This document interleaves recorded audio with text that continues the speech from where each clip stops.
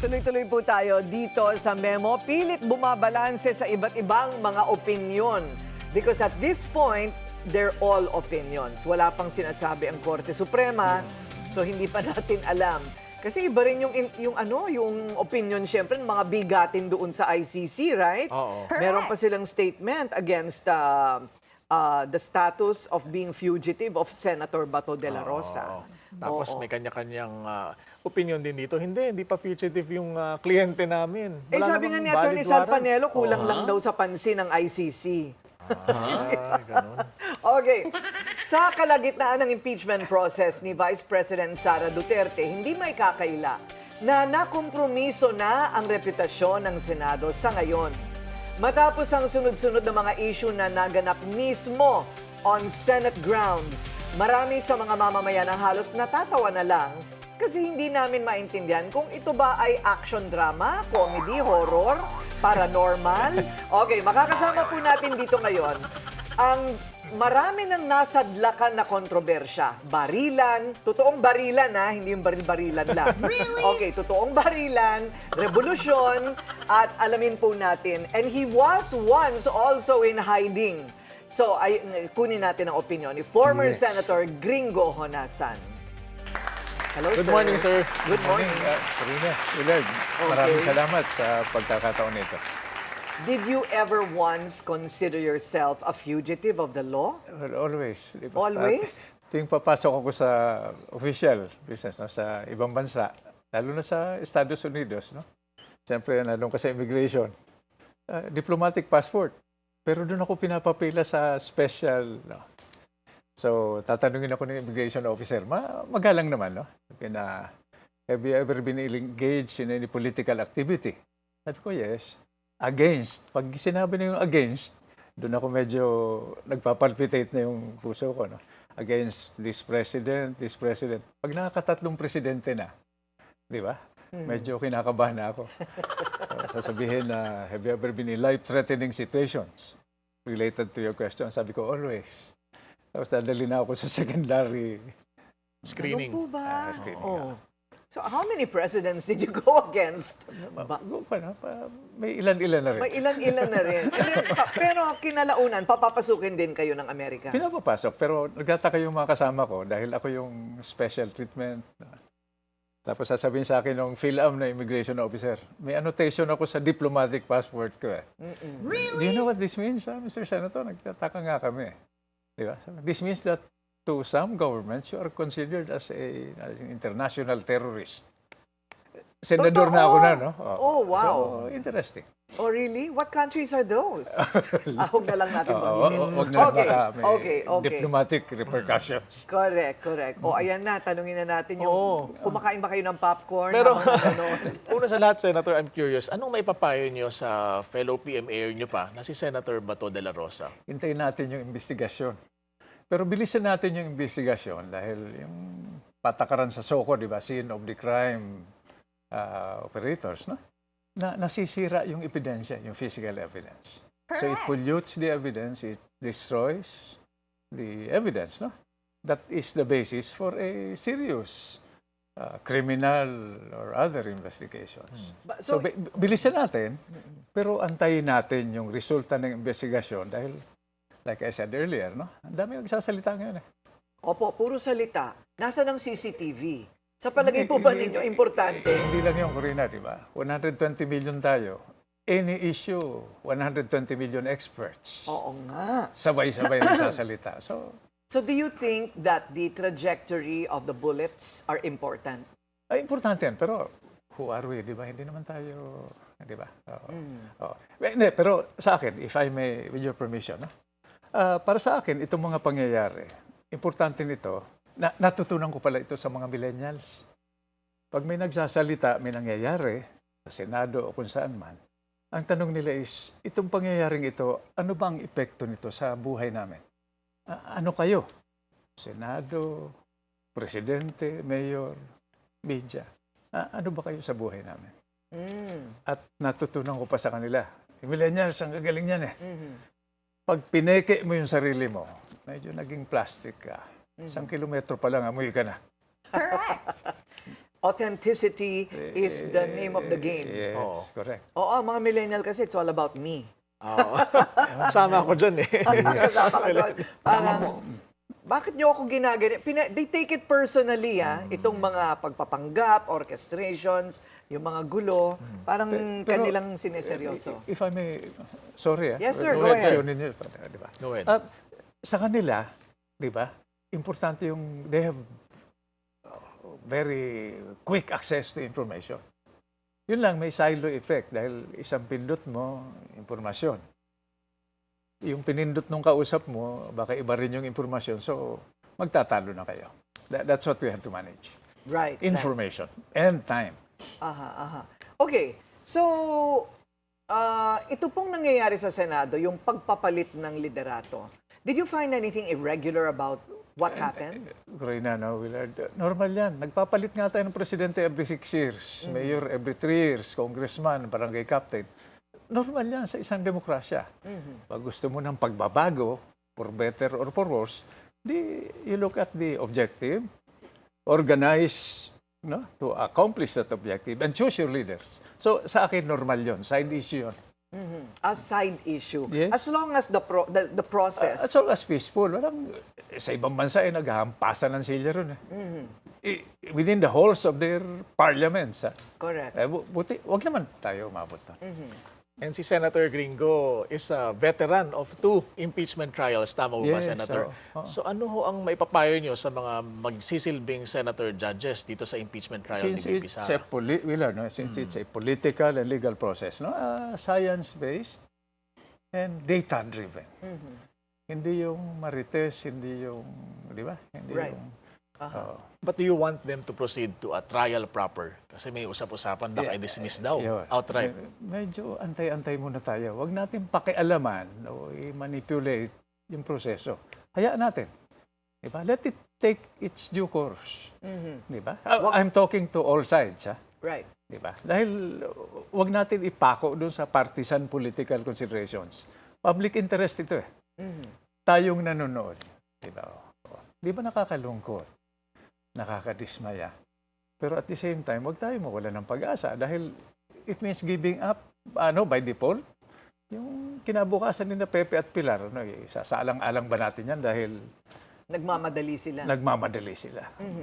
But having been a senator, ano po ba ang nasa isip ngayon kaya ng mga this particular batch of senators given the polarization between Sara Duterte and Malacanang? How will they vote? Are they going to vote according to political convenience because of 2028 o dahil sa yung pagiging compelling ng evidence? Okay. Corina, mabuti tinanong mo yan, di ba? Ang problema natin yun is it's not about personalities. Systems breakdown and institutional damage. Okay? 40 years, rewind tayo ng konti, di ba? Revolutionary government, freedom constitution. Di ba? It was an opportunity to fix the system. What was one of the things that we did first? We conducted elections without fixing COMELEC. Diba? So we have been doing the same things over and over again, politically, economically, and even in terms of national security, and expecting a different result. May tawag dyan, di ba? Pero hindi natin pag-usapan yan dahil baka bumaba yung ratings ninyo. Oo. Starts with the letter S. Yeah, both. Two words. Okay. So, ito pong mangyayari today sa Senado. Do you expect something irregular? Kahit na ano mangyari, democracy is work in progress. Dynamic change. The more things change, the more they remain the same.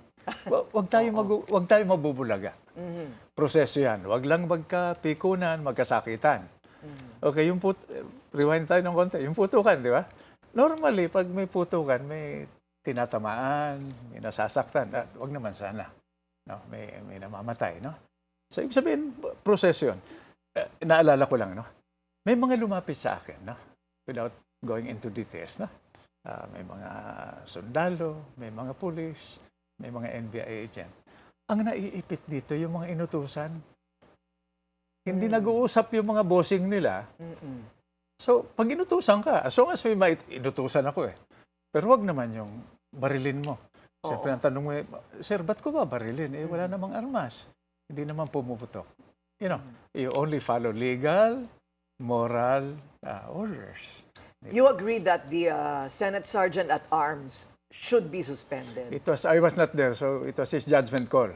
Ang sabi nila, almost 30 putok, di ba? Sa itaas o sa baba.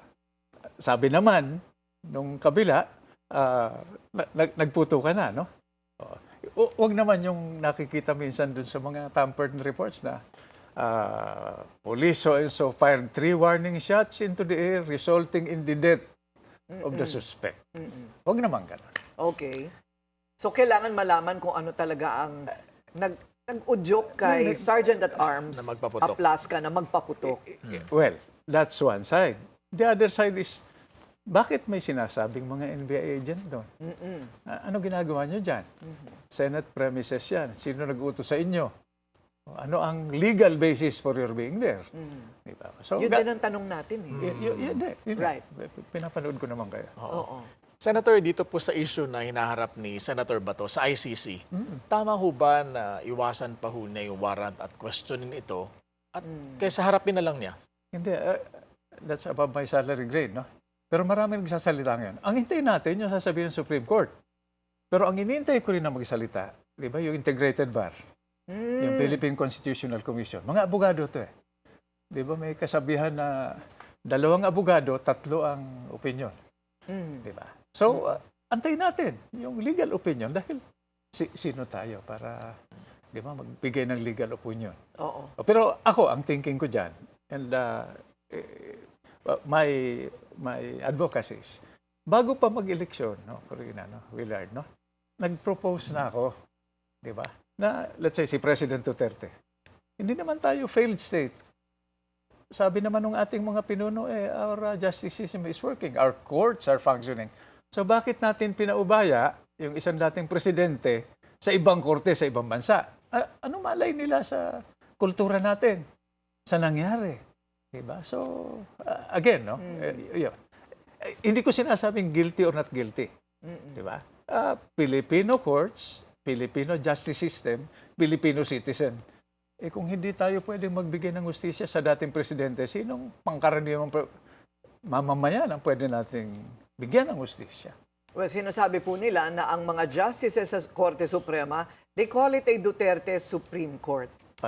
Puro mga dudero kasi ang Pilipino. Mag-inhibit yung mga in-appoint. May matitira pa naman na baka objective.